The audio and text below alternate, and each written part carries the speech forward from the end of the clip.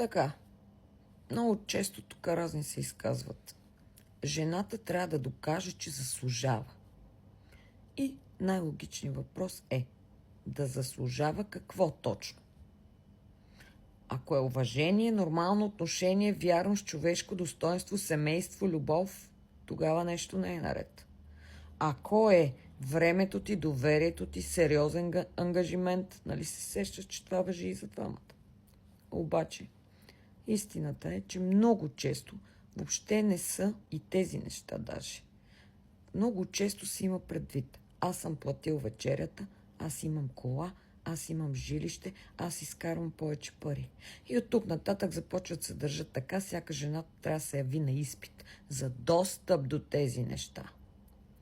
И става проблем и огромна дупка, най-вече в логиката, защото заплатата не е морално качество, колата не е характер, апартамента не е личност. 5000 евро са 5000 евро, това е доход, нищо повече.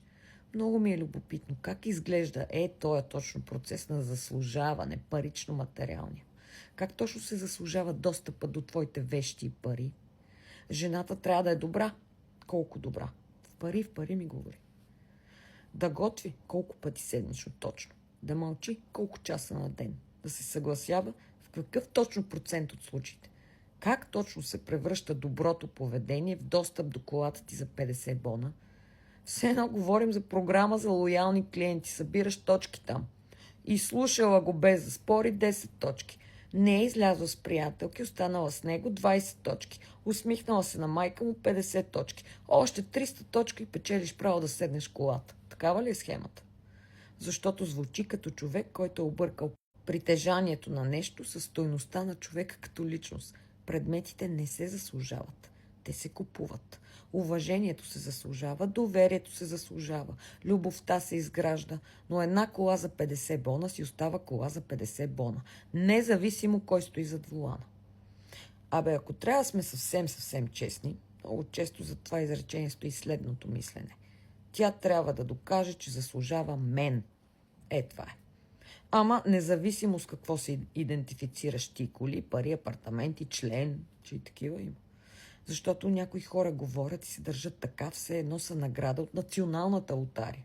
Добре, ако ще се правите на награди, нека поне първо да видим наградния фонд.